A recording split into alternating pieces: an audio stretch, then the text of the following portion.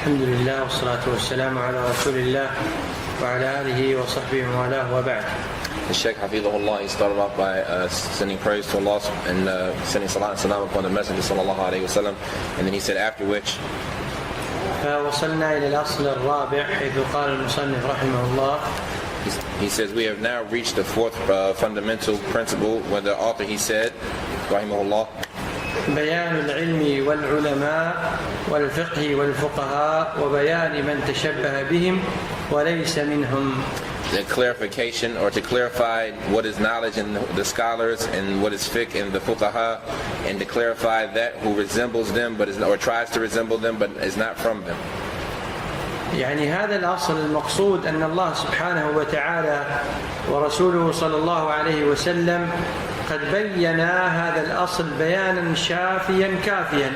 He said this principle, what is intended by is that Allah subhanahu wa ta'ala and the Messenger sallallahu alayhi wa sallam have clarified this issue, a clarification that is complete. والقرآن مليء بتعريف العلم ومليء بتعريف العلماء. And the Quran is full of explaining or defining what is knowledge and who are the scholars. وأيضا في القرآن والسنة بيان من تشبه بالعلم والعلماء وليس منهم. And also in the Quran and the Sunnah is the clarification of those who try to resemble the scholars and are not from them. يقول المصنف وقد بين الله تعالى هذا الأصل في أول سورة البقرة في قوله يا بني إسرائيل اذكروا نعمتي التي أنعمت عليكم الآية 47. And then the author he goes on to say that Allah Ta'ala has indeed clarified this fundamental principle in the beginning of Surah Al-Baqarah in his statement, which is translated to be, O children of Israel, remember my ni'mah upon you that I had upon you. That's in Baqarah verse 47. إلى قوله قبل ذكر إبراهيم من نفس السورة يا بني إسرائيل الآية 122 يعني 80 آية فيها بيان صفة العلم والعلماء وبيان من تشبه بهم. He said all the way up into his statement, which is in the same surah, after mentioning that which was mentioned about Ibrahim, when the statement of Ya Bani Israel, meaning which is the verse 122, which is basically 80 ayahs that are all clarifying what is knowledge and the characteristics of the people of knowledge. ولهذا ينبغي لنا أن نتفقه. وين الكرسي مال أبو محمد؟ ولهذا ينبغي لنا أن نتفقه في هذه الآيات فنعرف أوصاف العلماء والفقهاء وأوصاف من تشبه بهم. And so he says, so therefore it is necessary that we obtain some type of understanding of these ayat so that we can understand who are the ulama and who are the people of understanding and who are those who try to resemble them. نرجع إلى هذه الآيات بعد ما ننتهي من هذا الأصل حتى نعرف هذه الأوصاف فيحصل عندنا التمييز. He says, so we're going to go back to these ayat once we finish this principle so that we can understand what are these characteristics and so that we can distinguish them. قال ويزيده وضوحا يعني يزيد الأمر في الفرق بين العلم والعلماء وبين من تشبه بهم ما صرحت به السنة في هذا الكلام الكثير البين الواضح للعامي البليد. And he says, and it increases the situation clarity, it increases the situation as far as who are the scholars and who are those who try to resemble them. In clarity, that which was directly stated by the Sunnah in regards to this, that there are plenty of statements that are clear and apparent for the one who was considered to be the Amiyun Balid. ويقول المصنف ثم صار هذا يعني التفريق بين العلم والعلماء ومن تشبه به أغرب الأشياء يعني لا يكاد الناس يعرفون الفرق. And then the author he goes on to say, then this has become, in this meaning that the clarification of who is knowledge and the scholars and who are not from them, it become from the most strangest of things, meaning that people nowadays they don't know and they're not able to differentiate between the two. واشتبه على الناس العلم والفقه. And he said, and it became mixed up and unclear to the people, knowledge and understanding. وصار العلم والفقه هو البدع والضلالات. And he says it now becomes that knowledge and fiqh have now become that which is considered to be bid'ah and dhalalat. وخيار ما عندهم لبس الحق بالباطل. And he said the best thing that these people have is that they cover up the truth with falsehood. وصار العلم الذي فرضه الله تعالى على الخلق ومدحه لا يتفوه به إلا زنديق أو مجنون. And it's now become that this knowledge that Allah has made obligatory, Allah Ta'ala has made obligatory upon the creation and has praised them because of it. No one says it except the person who's considered to be a zindiq majnoon. وصار من أنكره وعاداه وصنف في التحذير منه والنهي عنه هو الفقيه العالم. And it's now become the one who has denied it and became an enemy to it and has written books warning against it then and prohibiting from it, that he is now considered to be the faqih al-alim. يعني اليوم نريد أن ننظر في الواقع اليوم. من هو العالم في نظر الناس؟ He says, so today, and we want to look at the reality of today, who is considered to be the alim and the eyesight of the people? عامة الخلق العالم عندهم هو من يجاريهم. And he said, with the majority of the people, the scholar in their regards is the one yujari, and the one who goes about and interacts with them and things like يوافق that. الجمهور. He just goes and he agrees with the majority. والناس العوام ينظرون على أن العالم هو من يحسن الكلام. And the people nowadays, they see, the majority of them, they see that the scholar is the one who is good in his speech. ويظنون أن العالم هو من حصل الشهادات. And they think that the scholar is the one who has obtained degrees. ولا يلتفتون إلى الصفات الشرعية الواردة في حق العلم والعلماء. And they don't look at the legislated characteristics that have come as regards to the who are the ulama. اشتبه العلم الشرعي المطلوب بالعلم المتشبه حتى صار الناس الذين يشار إليهم بأنهم علماء إما بياطرة وإما محاسبة وإما أساتذة تربية بدنية وصاروا علماء. كيف ما ندري. He says, so it's now become, the situation has become unclear to the extent that knowledge is become mixed up with that which isn't from it, that the people nowadays, they point to the person who might be somebody who's like a person working in like elementary school or a teacher like that. It's the beginning level. He's considered to be the scholars, and it's like, how is this, and we don't know. لا بد أن نستيقن أن العلم إذا أطلق في الشرع فالمراد به المنزل من السماء القرآن والسنة. He said it's necessary that we have certainty that knowledge, when it's referred to from the religion, then it's that which has been sent down from above. أما ما يسميه الناس علما من قول الناس من أفكار الناس فهذا مشتبه بالعلم وليس علما. And as far as that which people can call knowledge from the opinions of people and the ideas of people, then this is something that tries to resemble knowledge but is not from it. وأيضا العالم حقا هو من يكون عالما بالمنزل. And as far as the alim in reality, then he is the one who is an alim about that which was sent down. اليوم إذا تكلم الرجل بما أنزله الله يقولون عنه رجعي.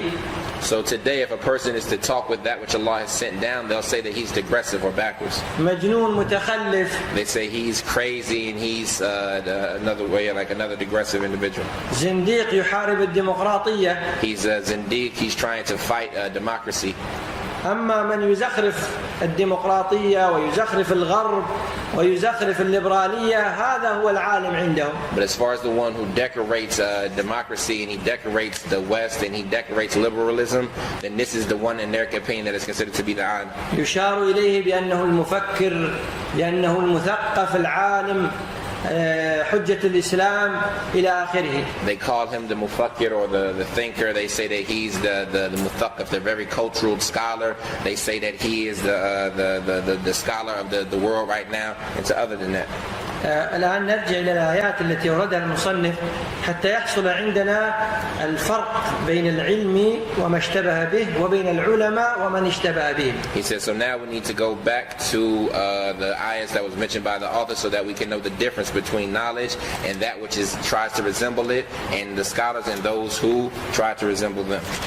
المصحف من الآية 47 فيه أول ذكر العلم والعلماء. He said that the Mus'haf from page 47 is the first point where the mentioning of the scholar, knowledge, and who are the ulama. من الآية 47 إلى 122. So from the verse 47 all the way to the verse 122. نذكر ما في الآيات من علامات للعلم والعلماء. So he says we're going to mention that which is in these ayat from the signs of knowledge and the signs of the ulama. ما نترجم الآيات. يا بني إسرائيل اذكروا نعمتي التي أنعمت عليكم وأني فضلتكم على العالمين. في الآية أن العلم هو ما جاء من الله نعمتي. He says, so in the first ayah, there is the from the things that are from knowledge is to remember what is from Allah's ni'mah. وفيه بيان أن ما يتفضل به الناس إنما هو العلم الشرعي المنزل. And in the ayah also is that the thing that the people are given preference by way of it is the ilm al-shar'i al-munazzal, the knowledge that's been sent down in regards of religion. الآية 48 فيها بيان أن العالم حقا هو المتقي. And he says, and in the 48th verse is the clarification that the alim in reality is the one who is the muttaqi. وفيه أيضا بيان أن من صفات العالم هو الذي يكون خائفا وجلا ويظهر ذلك عليه. And he says also it's mentioned there in that from the sifat of the alim is the one who is scared and he's shaking, he trembles, and that these type of characteristics are apparent upon him. في الآية التي بعدها فيها بيان أن العالم حقا هو من يدرك أنه في هذه الدنيا في بلاء فلا ينتظر السراء. He says in the ayat after that, he says that the alim is the one who comprehends that in this life he is in affliction, and so he does not wait for happiness. وأيضا في الآية التي بعدها بيان أن من تمسك بالعلم المنزل فإن الله يغير أحوالهم بقدرته. He says, and in the ayah that is after this, that the one who holds to that which is sent down, then Allah will change his condition by way of his qudra. الآية 51 فيها بيان أن المشتبه أو المتشبه بالعلماء هم الذين يدعون الناس إلى عبادة غير الله كالعجل. He says, and so in the 51st verse is the clarification that those who try to resemble the people of knowledge, and they are the ones who call the people to worshiping other than Allah, like the Ijl. الآية التي بعدها فيها بيان أن العلماء هم الذين يرغبون الناس في التوبة والإنابة والشكر. He says, and in the ayah that comes after it is that the ulama are the ones who encourage the people to make tawbah and repent to Allah and shukr. الآية التي بعدها فيها بيان العلم وأنه الكتاب الذي أنزله الله. And he says, and in the ayah that comes after that is what is knowledge, and that is that which has come in the book from that which Allah has sent down. وفيها بيان أن الفارق بين الحق والباطل إنما يكون بالمنزل. And then also in therein is the fact that the criteria or the distinguisher between truth and falsehood is that which was sent down therein.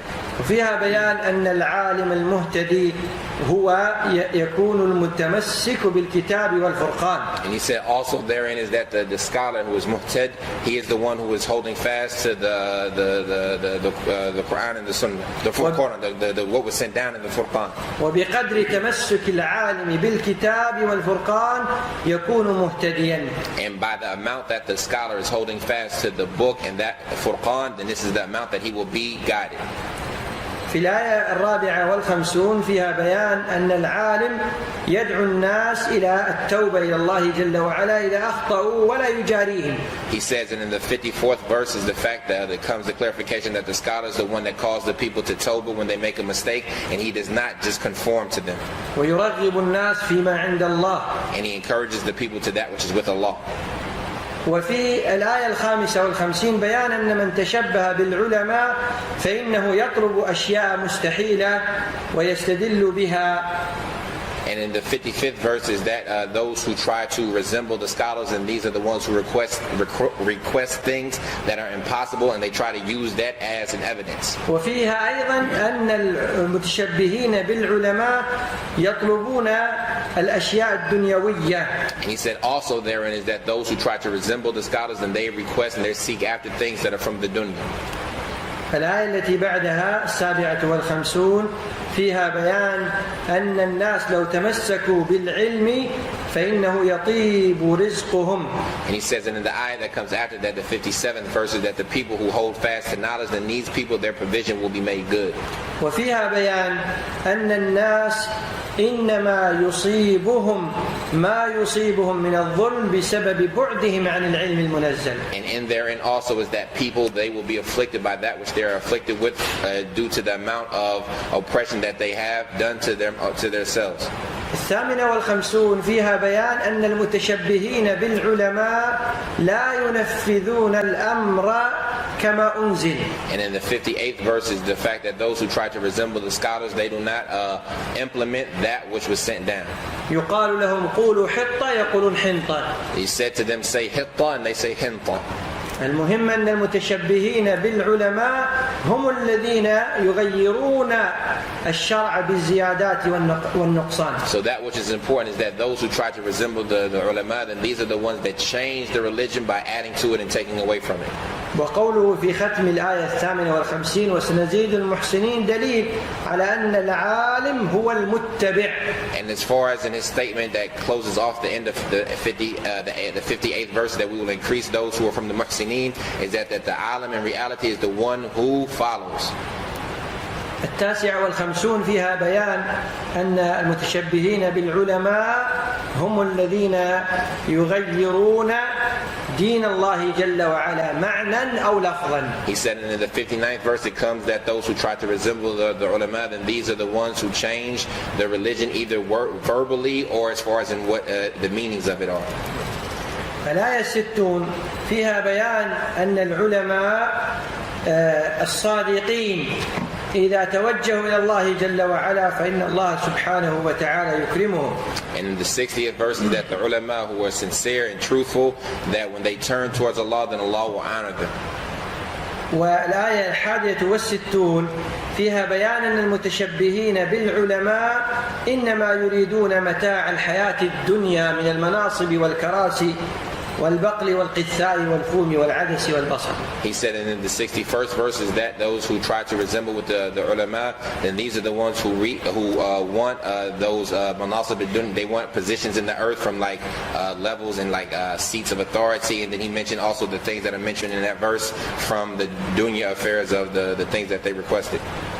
الآية 62 فيها بيان أن العلماء بحق هم الذين يعلمون أن العبرة إنما هي بالأوصاف لا بالأسماء. And then in the 62nd verse is the fact that the ulama, the real ulama, then these are the ones who know that the thing that is given importance are the character, the qualities, and not بالأوصاف ولا بالأسماء. Not the actual qualities of something, not the names of those things. أما المتشبهين بهم فيعلقون الأحكام بالأسماء فقط ولا يلتفتون إلى المعاني والأوصاف. And as far as those who try to resemble them, then they attach all the rulings simply to just the names, and they don't pay any attention to the meanings or the characteristics. الآية 63 فيها بيان أن المتشبهين بالعلماء إنما هم يكونون سببا لجلب غضب الله.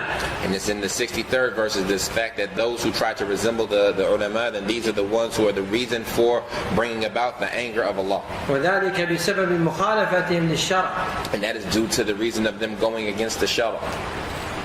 الآية 65 فيها بيان أن المتشبهين بالعلماء يبحثون عن الحيل ليبيحوا ما حرم الله. And in the 65th verse is the fact that those who try to resemble the ulama, then these are the ones who seek those who pretend to be scholars, then these are the ones who try to seek tricks to make permissible that which Allah has made impermissible.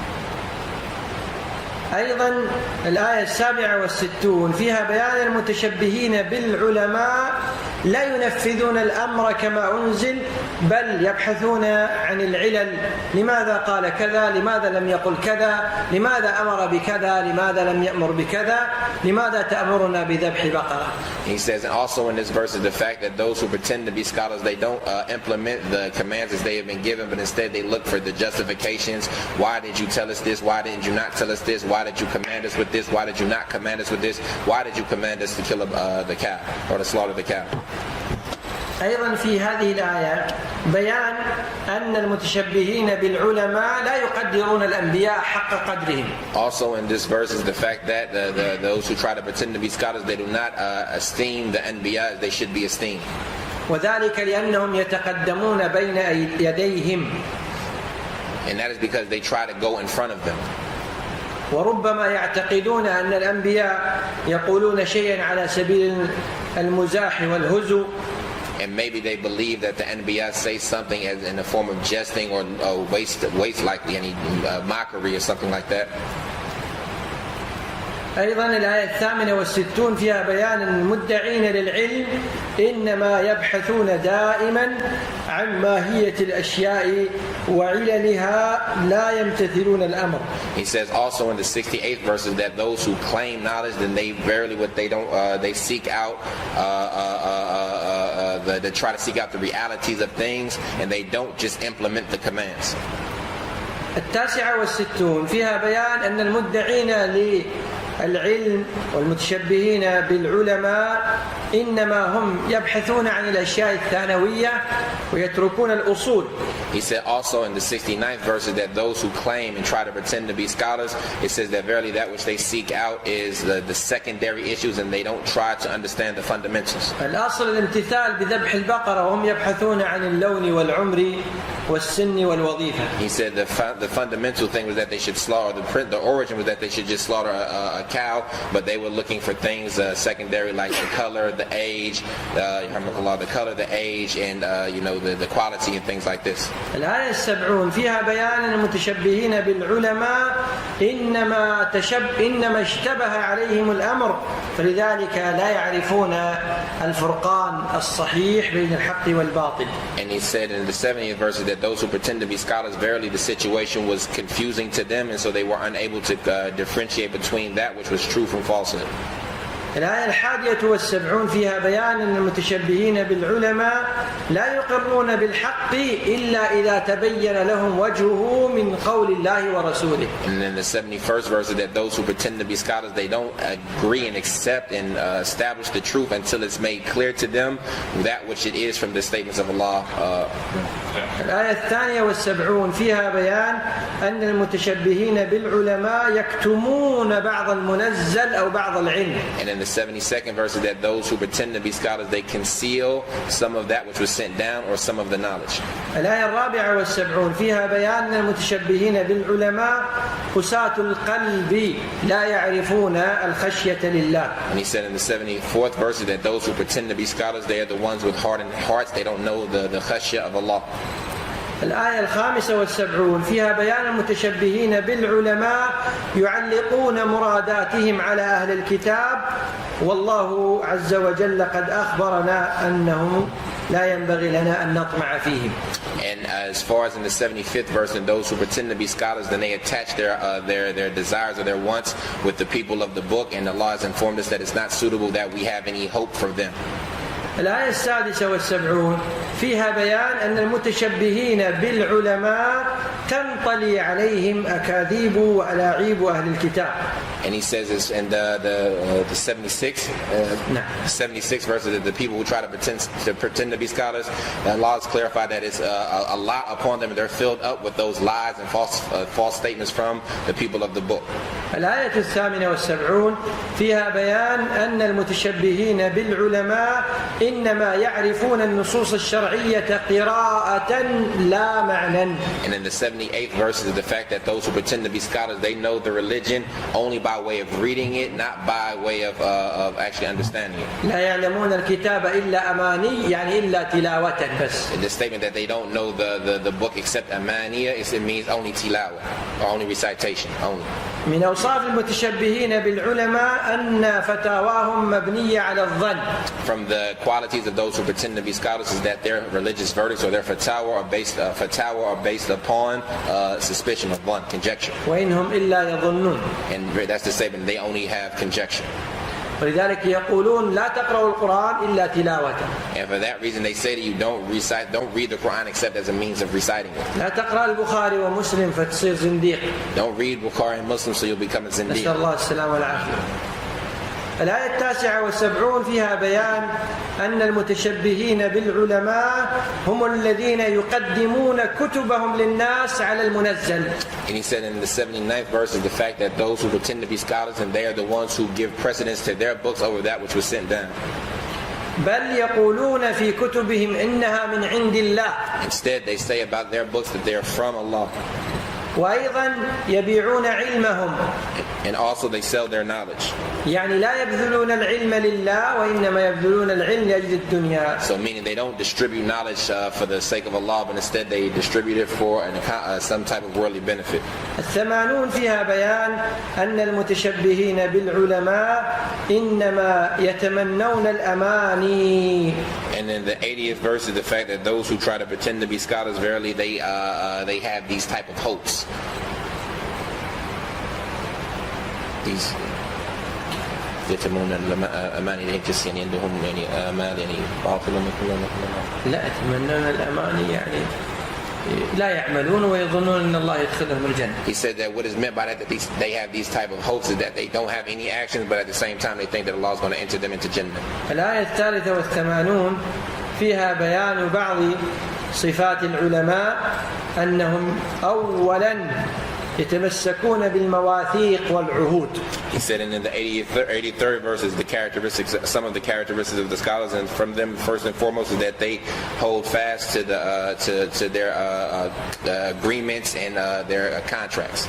وأهم شيء عندهم أنهم يهتمون بعبادة الله دعوة وعلما وعملا. And that the most important thing with them is that they give importance to the worship of Allah, whether it be knowledge or action or calling to it. يعني التوحيد عندهم هو الأساس. So that tawheed with them is the fundamental principle.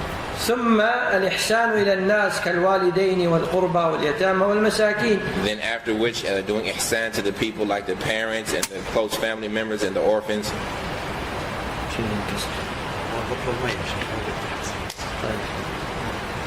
ثم هم في أقوالهم لا يعرفون إلا القول الحسن. And then they, as far as in regards to their statements, they only know the good statements. ثم في عباداتهم يقيمون الصلاة. Then in regards to their worship, they establish the salah. وفي أموالهم يؤدون الزكاة. And from their money they give zakat. أما المتشبهين بهم فتراهم يقصرون في هذه الجوانب. And as far as those who try to pretend to be them, then you find them being deficient in these aspects.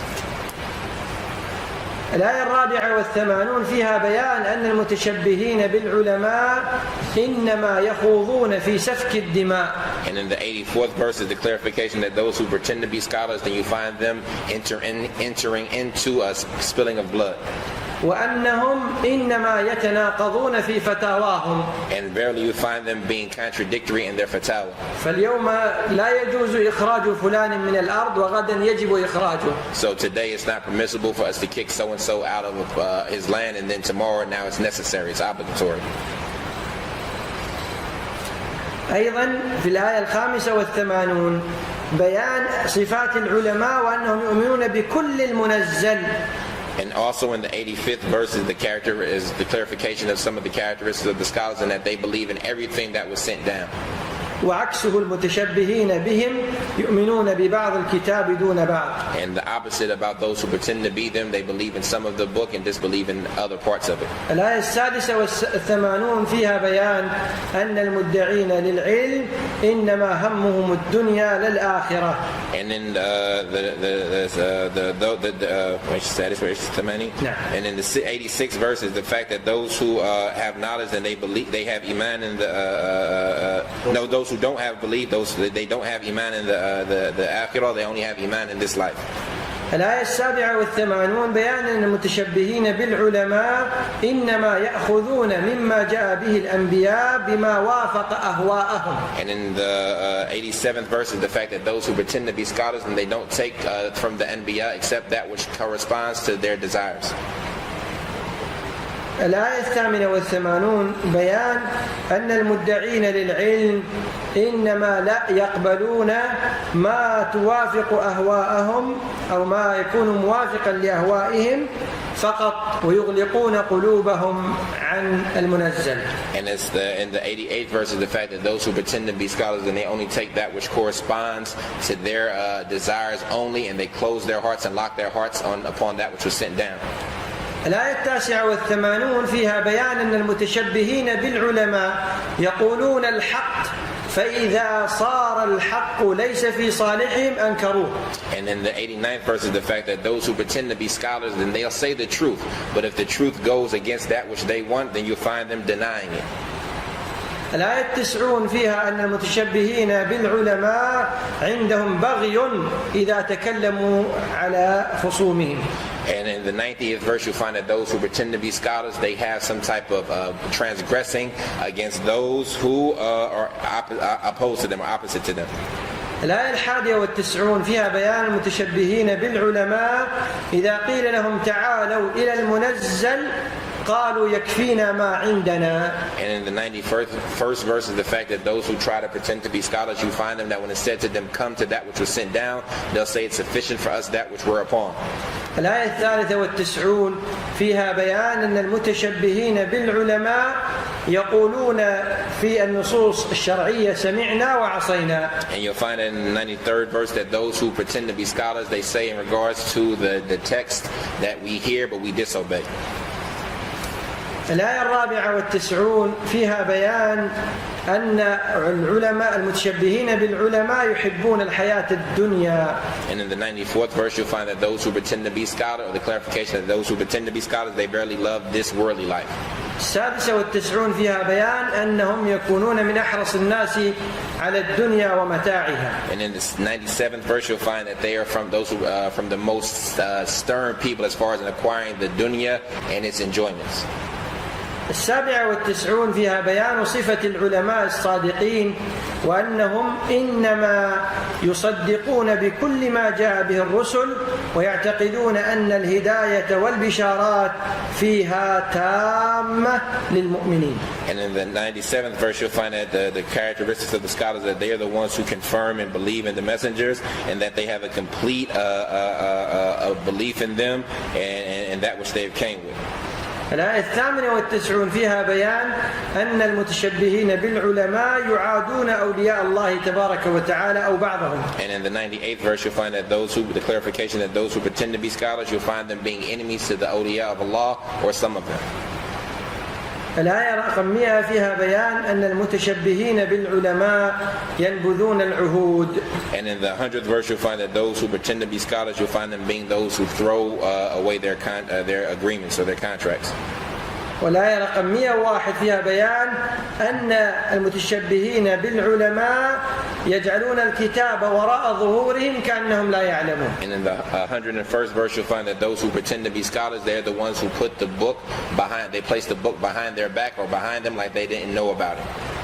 الآية رقم 2 بعد 100 فيها بيان أن المتشبهين بالعلماء إنما يأخذون ببعض ما يكون مكذوبا على الأنبياء والعلماء. He said in the 102nd verse you'll find that those who pretend to be scholars, they take from some of those things that are fabricated upon the anbiya.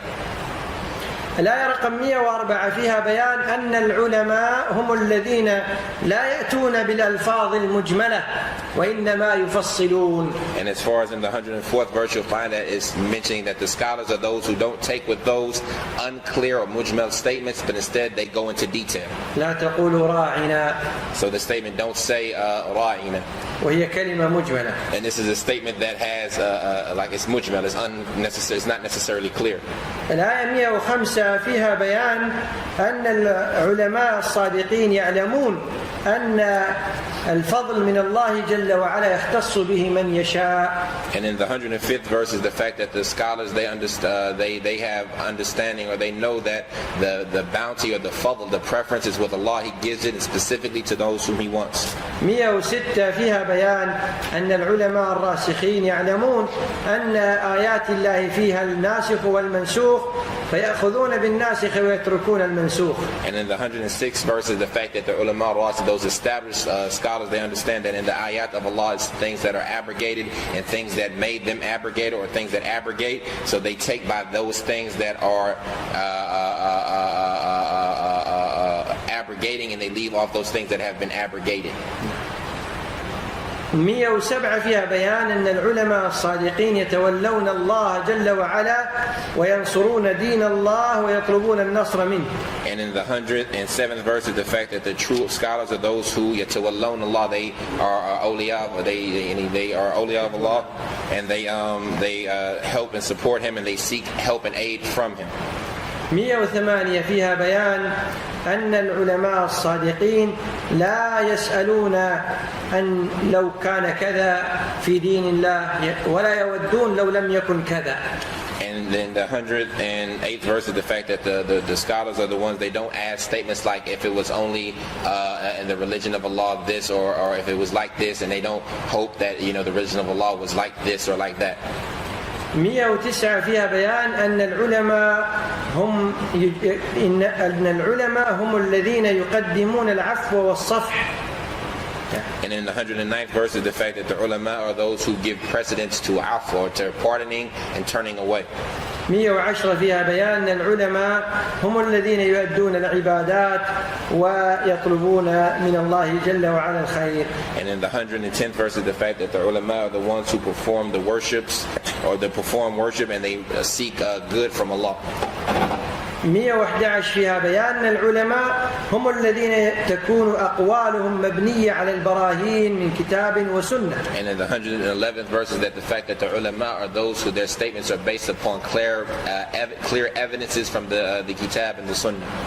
112 فيها بيان أن العلماء الربانيين هم الذين أسلموا لله إخلاصا وأحسنوا اتباعا. And in the 112th verse is the fact that the scholars are those rabbaneen, those scholars who educate correctly are the ones who submitted to Allah with ikhlas, and they have completely and they do this ihsan. الآية 113 فيها بيان أن العلماء الربانيين هم الذين يقولون الحق ويرحمون الخلق ولو كان عليهم. And in the 113th verse is the fact that the ulama rabbaniyin, they are the ones that say the truth and have mercy upon the creation, even if it's something that is against them. أما المتشبهين بهم فهم ينكرون بعض الحق ويقبلون بعضه. And as far as those who try to pretend to be them, then verily they accept some of the truth and they deny other aspects of it. الآية 114 فيها بيان أن المتشبهين بالعلماء إنما يمنعون الناس من إعمار المساجد. And in the 114th verse is that those who pretend to be scholars, you'll find them being those who prevent the people from going to the masajid. ويسعون في خرابها. And they strive in destroying them. ويبنون الحسينيات والزوايا والتكايا. نعم. And they build these Husayniyat, like the Shia masajid and the Zawaya and the convents of the Sufis. Those places for the Sufis. الآية 115 العلماء الربانيين يعلمون أنهم أينما كانوا فإنهم إنما يعملون لله. And in the 115th verse is that the ulama rabbaniyin, they are the ones that know that wherever they are, then they belong to Allah. كانوا في المشرق كانوا في المغرب يعملون لله لا للحزب ولا للجماعة. So if they were in the east, if they were in the west, they're acting for Allah, they're not acting for any party or any group. 116 فيها بيان أن من صفات العلماء القنوت لله. And from the 116th verse is that from the sifat of the ulama that they are يعني قانت. There's كيف ترجم قانت يعني؟ ترجم قانت بمعنى العابد كثير العبادة. He says as far as the word qanat, then this means the one who is very plentiful in his worship, the worshipper who is very plentiful in his worship. 117 فيها بيان أن العلماء الربانيين هم الذين يكونون في مقابل القضاء صابرين وراضين. And in the 117th verse is the fact that the ulama rabbaniyin, they are the ones who in regards to the decree of Allah, they are patient and steadfast. 118 فيها بيان أن المتشبهين بالعلماء أقوالهم متشابهة مع أقوال من سبقهم من أهل الكتاب. And in the 118th verse is the fact that those who pretend to be scholars, their statements are resembling to those statements of those who were before them from the people of the book. 119 فيها بيان أن العلماء هم الذين يبينون الحق مبشرين ومنذرين ولا يهتمون هل الناس كثروا أم قلوا. And in the 119th verse is the fact that the true scholars are those who clarify the truth and give glad tidings, in giving glad tidings and giving a warning, and they don't give importance to the number of people, are they plentiful or not. العلماء الربانيين هم الذين لا يبحثون عن رضا اليهود والنصارى. That those ulama rabbaniyun, they're not the ones who seek out the pleasure of the Yahud or the Nasara. أما المتشبهين بهم فهم وراء اليهود والنصارى يريدون الرضا منهم. And as far as those who pretend to be them, then they are behind the Yahud and the Nasara, and they seek out their pleasure. الآية 121 قبل الأخير فيها بيان أن من صفات العلماء تلاوتهم للمنزل حق التلاوة. And in the 121st verse, the one before the last, is the fact that the ulama, they're the ones who recite that which has been sent down, a correct recitation. والمقصود بحق التلاوة قراءته والإيمان به والعمل به والاكتفاء به. And as that which is intended by a correct recitation is that they recite it properly and they have iman in it and they act by it and they are sufficed with it. أخيرا من صفات العلماء الربانيين أنهم يعلمون رحمك الله أن العلم الذي أعطوه هو أفضل شيء في هذا الوجود. And in the 122nd verse, and the last one is the fact that the ulama rabbaniyun, they are the ones who know that which they've been given from knowledge is the best thing that can be given. هذه الأوصاف التي ذكرناها للعلماء أو المتشبهين بهم كل صفة يمكن أن يكون كل صفة للعالم عكسه للمتشبه كل صفة للمتشبه عكسه للعالم. So in these verses that had in those qualities of the ulama or those who pretend to be them, then it's possible that we can say that every quality that is for the scholar, then its opposite is for the one who pretends to be them, and every one that is for those who pretend to be them, then its opposite is for the scholar. هذه الصفات التي ذكرناها هي باختصار من دلالة القرآن الكريم بدلالة التضمن أو الالتزام. And so these qualities that we mentioned, these are summarized, and they are those that are proven by the Quran al-Kareem, either by way of tadammun or by way of iltizam. ونكتفي بهذا القدر وصلى الله على نبينا محمد وعلى آله وصحبه أجمعين. And we'll be sufficed with this amount. وصلى الله على نبينا محمد وعلى آله وصحبه أجمعين. حاضر مش شوي جوال. اسماعيل راح عند المكيف زين. ترى ورا في مكيف روح ورا الصوت يجيك أنا. هل عنده سؤال؟ Anybody have any questions? يمكن نسأل ما سبق في البيت إذا كان في بعد العشاء بقية. بعد العشاء ما في أسئلة الآن. He said after Isha there's no questions, so now. No. تفضل يا هشام.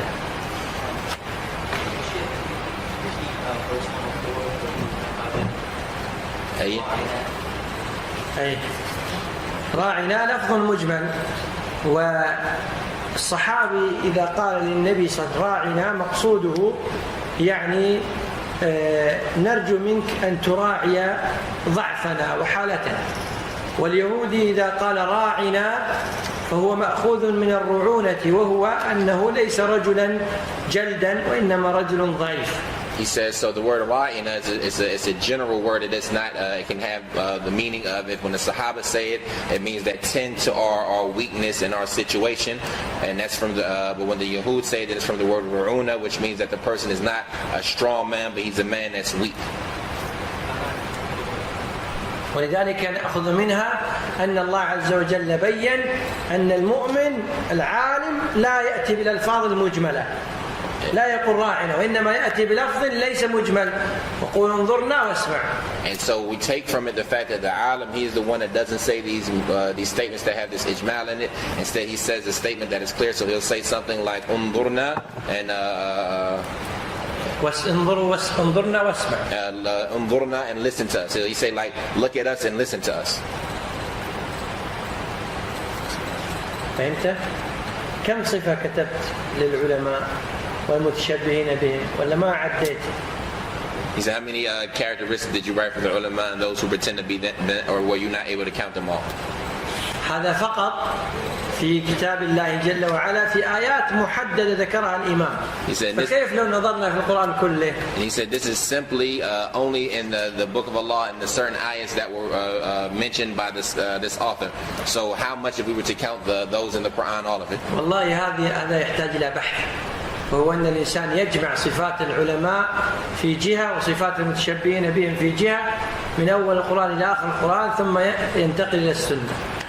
He said this needs some research to be done, and a person gather all of the qualities for the scholars in one side, and then from the Quran, and then all the qualities of those who pretend to be them, and then after that he should go on and go on to the Sunnah after that. وفي السنة شيء كثير. And in the Sunnah there's a lot. نعم. ها؟ صحيح. نعم كلام الشيخ إسماعيل صحيح. ابن القيم ذكر شيء كثيرا من هذا افتتاح دار السعادة وغيره من الكتب. He says the brother mentioned that Ibn Qayyim rahimahullah mentioned a lot of this, and the Shaykh said that's true that Ibn Qayyim mentioned a lot of this in the books like Iftitah Dar al-Sa'ada and other than it from the books. إذا تفضل. هل يعني كنا نتكلم في الضروريات والحاجات والكماليات أحسن الله إليك، هل يعني في مقابلة الزوجة هل نعتبر الضروريات أو الحاجيات أو العرف نفسه؟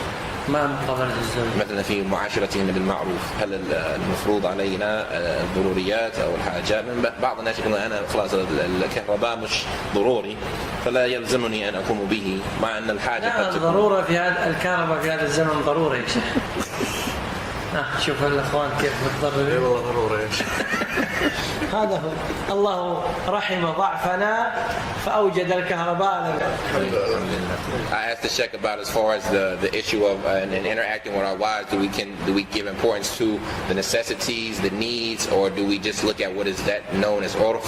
And he said, I gave an example like some people might say that electricity is not a necessity nowadays, so we don't have to give importance to it. He said, no, nowadays, electricity is a necessity. Allah, took consideration our weakness, and He brought those people out who, brought electricity. قرأت أن هناك جماعة نصرانية لا تستخدم الكهرباء ولا السيارات. ما أدري هذا صحيح؟ No, صحيح. سبحان الله. He said he read somewhere that there's a group of Christians who don't use any electricity and things like that. والمتشبهين بالعلماء من المنتسبين للإسلام يتشبهوا بهم. And he said, and those who pretend to be scholars from the people who are from Islam, then they resemble these groups of people. بس عموما نعتبر العرف والضروريات. He said, as far as the answer to the question and the thing that we give importance to or consideration as far as and that is what is known from the urf or the customs of the people. يكون الشيء في بعض الأعراف حاجيا وينتقل إلى بعض الأعراف ضروريا. He says so something can be in some customs it could be a need, and in other customs it could be a necessity. الإخوان الهنود لا يزعلون. الضروري عندهم الفلفل. مثلا. He says so like the people here shouldn't get mad, but it's necessary here in the Indian that they have to have filfil. Yeah, hot peppers. There you go.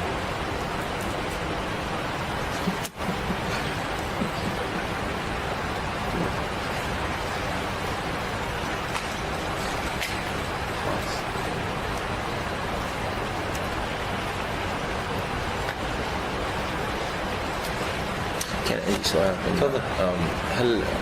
هل يعتبر التأويل أن يكون مشيئة الله إرادته وهل من حيث اللغة معنى يفارق بينهما في المعنى ولا بلا نظر بين المشيئة والإرادة؟ أيوة.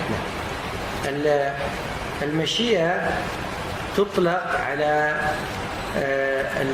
الإرادة الكونية فقط ولا تطلق على الإرادة الشرعية، فالإرادة أعم من المشيئة. وأيضا المشيئة تطلق على ما يكون. نعم. He asked the question: Is there a difference as far as in the meaning between the word Mashi'a and the word Irada? And he says, as far as the word Mashi'a, then this is only in regards to the Mashi'a, the Kawniyya, those actual occurrences or the universal decrees. And he said, so it's as far as it's more specific. So the word Irada is more general, and then likewise the word Mashi'a only refers to things that actually occur.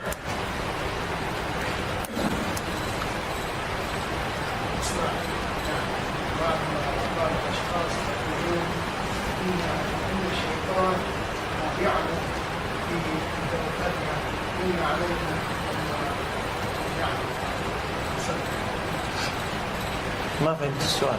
بعض الأشخاص يقولون أن الشيطان يعبد الله. يعبد الله. يعبد الله. أيوة. في أوقات وأجبنا علينا أن نصلي. أيوة. يقول أن بعض الناس يقول بأن الشيطان يصلي مثلا في أوقات منهي عنه، بينما يطلع الشمس من بين قرنين الشيطان، يقول أن الشيطان يصلي في هذه الأوقات الثلاثة. لا ليس الشيطان لا يعرف عبادة الله أبدا، بل من يوم أن طرد وأصبح ملعونا لا يعبد الله. He said, so this is not correct. The shaitan doesn't know anything about the worship of Allah ever. So since the day he was kicked out, then he doesn't worship Allah at all. أما نحن منهيون عن الصلاة وقت طلوع الشمس ووقت الغروب، لأن الشيطان في هذا الوقت يعبده عباده في هذا الوقت يعبدونه. نعم. He said, as far as the fact of us being forbidden from salat during these times before the sun rises and while it's setting, then this is because of the fact that the shaitan, he is worshipped at that time by his worshippers. نعم.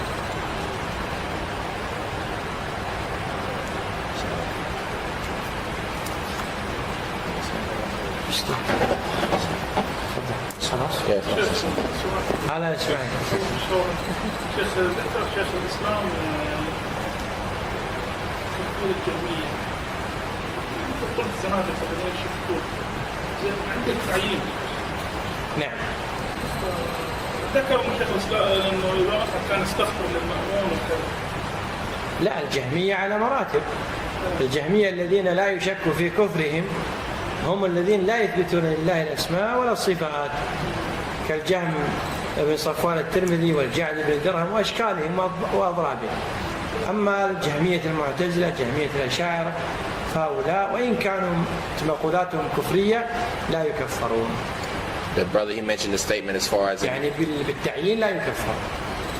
He mentioned the statement that Shaykh al-Islam considered the Jahmiyyah to be kuffar, and he said the reason I thought about this is because the statement is nadiqa, and it made me like pinpoint this. But he says as far as the fact that Imam Ahmad used to yataraham ala ma'moon, and then so how do we work with this as far as in regards to the fact that some people said the Jahmiyyah are kuffar. He said that the Jahmiyyah are upon different levels. So those of them who upon the level where they don't know any names or attributes for Allah and they're just complete like Jahm ibn Safwan, then there's no doubt about the disbelief of these people. But as far as those who are like the Jahmiyyah al-Mu'tazila, the Jahmiyyah al-Ash'a'ira, and even if some of their statements are statements of kufr, then they are not to be called kuffar by being directly or individually.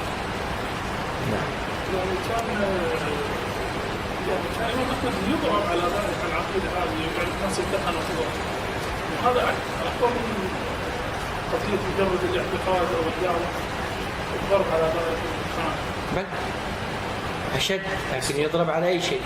هل على أن ينكر أن لله اسم؟ إذن على بعض إنكار الصفات.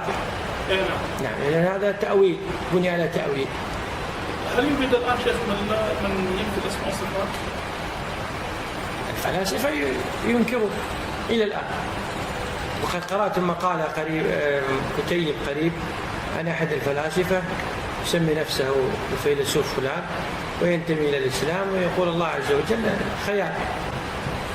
عرفت؟ وهذه الأسماء وهذه الصفات كلها إنما هي إضافات، نفس كلام الغزالي يوم كان فلسفيا، نفس كلام الجهمي صفار، ما في فرق، موجودين. لكن كفرقة لا أعلم إلا الفلاسفة أو أصحاب وحدة الوجود.